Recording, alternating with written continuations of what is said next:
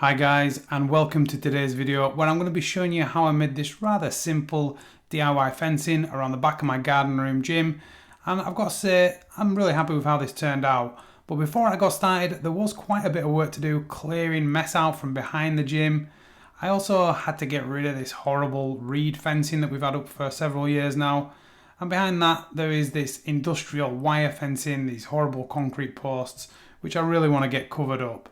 The good news is though, we did have a little bit of fencing already existing on the left hand side. This was done a few years ago because there was nothing dividing ours and our neighbour's garden.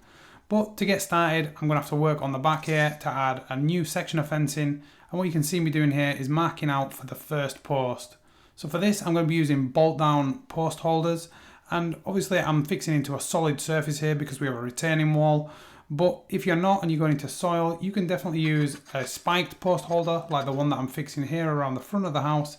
These are pretty straightforward. You just hammer these into the ground. So either way, there is a solution, whether you're going into something solid or into existing soil. So once I got this in the right place, which was 1800mm spacing that I have on each of these posts, I'm just going to mark the holes, which is where I'm going to put the fixings. And for these fixings, I'm going to be using some concrete bolts, some kind of concrete screws, which I've never used before, but they're actually really good. So first things first, I'm going to drill out with the SDS drill.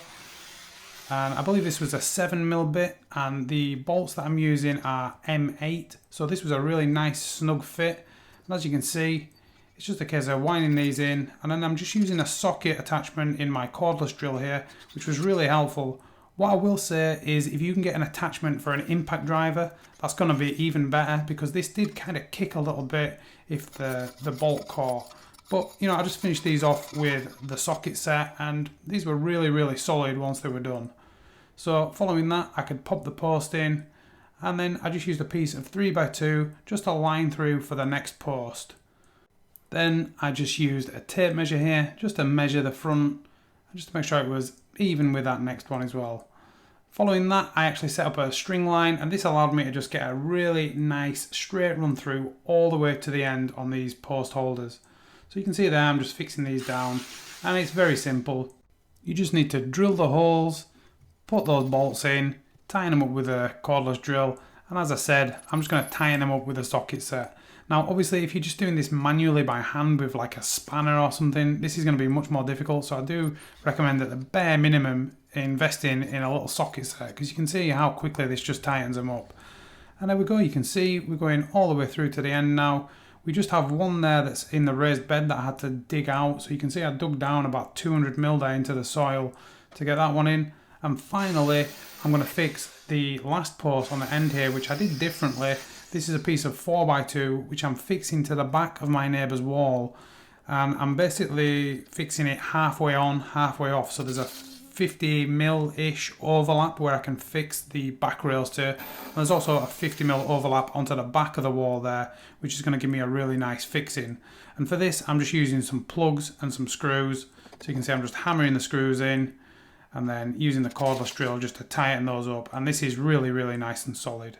Also on the left hand side, you can see here I've used a piece of 2x2, and this is going to be allowing us to run the rails off that as well. So again, we are not attached to that concrete wire fence in any way. So once all of our posts were in, my daughter Evie came out to give me a hand here. You can see she's holding this back rail in place. She's lining it up with the fence on the left hand side there. I'm using a spirit level here just to get it in exactly the right place on that post, and then I'm just going to mark it with a pencil. Following that, I'm just going to place it on the floor and just get a couple of screws going in the front of this rail. This is just a little bit easier than doing it in situ, because I also want to make sure that that post is completely plumb. Now I was quite lucky here because the top of the retaining wall was very level, so it actually worked out really well. Most of these posts didn't need much adjustment, but it's always worth checking, and as you can see I checked it with my level there, and it did need just a slight adjustment to get it absolutely perfect. But once I was happy with that, I was free to fix that back rail into the post and know that everything was nice and level and plumb. So 2 screws in there, and then I moved over to behind Evie, fixed another 2 screws in this end post, and that's effectively our top rail fixed. I do need to fix the other end, but I'm going to do that after I've put the middle and the bottom rail on. And before I move on to those, I'm just going to check the level again, which as you can see, I'm very happy with. And I'll also check the plumb on this post just to make sure that's exactly where I want it. And then we can move on to the middle one. So same again, Evie's lining it up on the left hand side. I'm leveling it through and putting the screws in. Then we can move on to the bottom one, exactly the same process. 2 screws in the middle, 2 screws on the end, and then we can move on to the next ones. So I fixed this last post, and then we moved on to the next rails. And as you can see, we're just sitting these on top of the existing ones, and again, leveling them through and fixing into each post. Really, really straightforward, nothing complicated here at all. And as you can see, we now have our fence on the left-hand side, and we have our completed fence on the back. So once that's done, we can move on to fitting the panels. And this was really, really straightforward. We're just using a spacer, which is essentially one of the panels on edge. And then I've got a piece of timber under the bottom to give us the exact same height off of that retaining wall. So really, really straightforward. Also, no cuts at all. These were 1800mm and I didn't cut a single one. Evie here is doing an amazing job. She brought us every single one of these panels round.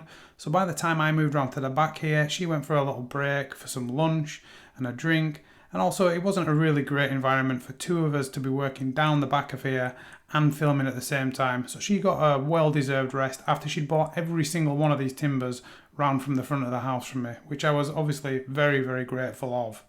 Then once I'd finished around the back of there, I set up a string line on the old fence towards the left of the garden. Now the main reason for this is, as you can see at the bottom of the fence, we have really uneven ground there. So there's no way that I can put a piece of timber down there to act as a spacer to give us that height. So what's going to happen here is the string line is going to act as a guide, and that's where the top of these fence panels is going to come to. So really quite straightforward. As you can see, that's nice and solid there. And the only job we need to do before we start adding the panels here is to shorten these posts, because obviously these are much longer than the posts on our new fencing. So I want to bring these down just below that string line. So they're going to sit behind the top of the panels and just stay nice and hidden. So you can see there, I just marked all the way around the timber and then just proceeded to cut it off nice and straight with the saw. So here we go, you can see that string line now running through nice and straight. It's just floating across the top of those posts. So these are going to be completely hidden now when the fence panels are added. And yeah, I mean, it's just going to give us a really nice straight line to work to. So at this point, Evie came back out after a nice rest, and you can see that she is holding the spacer and she's passing me the timbers. My only job here at the minute is to eye it in at the top with that line and to fix the screws in. So Evie really speeded this part of the job up for me. I mean, we ended up getting a really nice rhythm and we just worked really well together actually. So I was really proud of her that she kind of got hold of this, you know, so easily and just figured it out. And yeah, she was invaluable. Really, really helpful to have her out there giving me a hand. Once this side was done, we had to move over to the back right hand side, because as I mentioned previously, there is a raised bed around there, and that means that again the ground's not level. So we're going to set up a string line again, and this is going to help us to line the top of the fence post through one more time. So what you can see me doing here is fixing a piece of 2x2 to the back of our end post, and then I'm just going to measure to the top of the panels there and transfer that across to the piece of 2x2.